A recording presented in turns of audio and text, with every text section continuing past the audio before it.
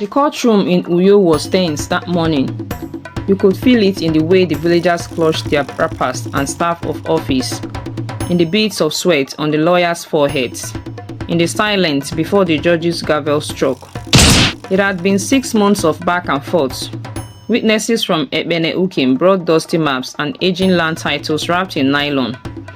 Enoabasi's legal team tried to drown us in paperwork, delays, and threats.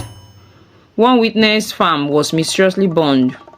Another man's son was arrested for stealing cement. I knew where it was coming from, but we kept pushing.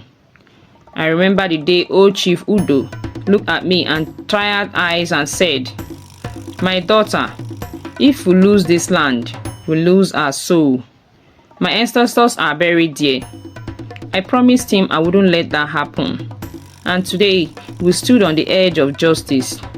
The judge, a woman from Oron with a voice like iron, read the final ruling. She found the developer's documents to be manipulated, the land acquisition process corrupt, and the ministry complicit. The farmland was to be returned to the villagers. The commissioner's office was instructed to open an internal investigation. The room erupted. Women ululated. Men clapped until their palms turned red. Old Obon Udo fell to his knees, weeping. A choir of joy swept through the chamber. But I looked across the room and saw her.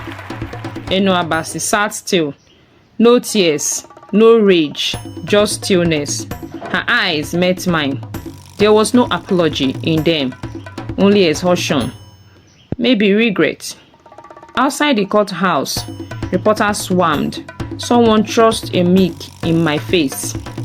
"Barrister Ima Obong, how do you feel defeating your former best friend?" I paused. "This was never about defeating her," I said slowly. "It was about defending the truth." Later that day, I went to the back of the building where the sun was setting behind the fence of Bougainville. She was there. "You won," she said.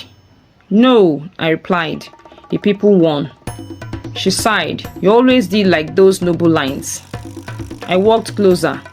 "I didn't come to gloat." She leaned against the wall, looking up at the sky. "You know, when I was a girl, I used to think if I had power, people would finally see me. Not my torn slippers, not my empty pockets, just me." I was quiet. "But powers change things," she said. "And when you fear losing it, you become something else."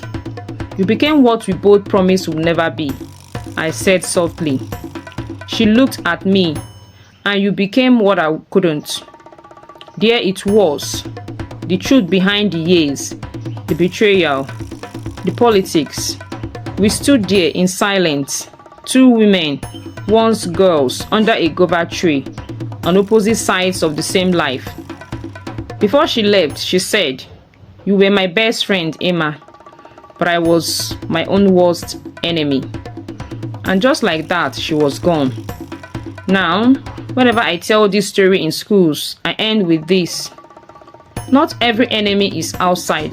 Sometimes the greatest battles are the ones we fight within ourselves and against those we once called family. Thank you for following to the end of this story.